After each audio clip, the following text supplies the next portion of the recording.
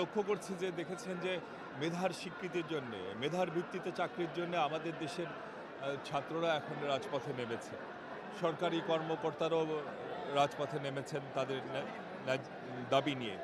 সকল দাবি ন্যায্য দাবি।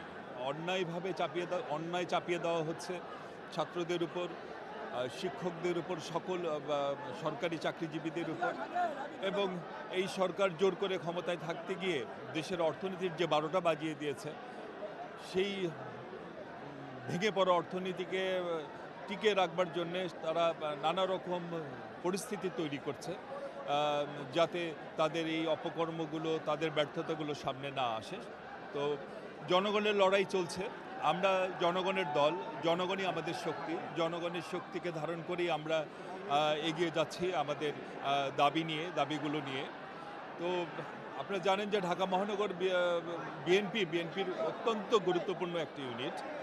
ঢাকা মহানগর বিএনপি কতখানি প্রাণবন্ত, কতখানি স্বতঃস্ফূর্ত, তার উপর নির্ভর করে সরকার বিরোধী আন্দোলন কতখানি স্বতঃস্ফূর্ত, কতখানি প্রাণবন্ত। পুরোটা বলছি না, অনেকখানি নির্ভর করে। তো আমরা আশা করছি যে দুটি মহানগরীতে নতুন কমিটি হয়েছে।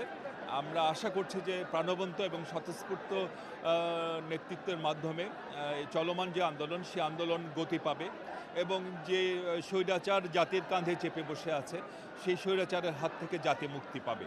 এই স্বপ্ন আমরা দেখছি, এই প্রত্যাশা আমরা করছি এবং আমাদের বিশ্বাস আমাদের এই প্রত্যাশা পূরণ হবে ইনশাআল্লাহ।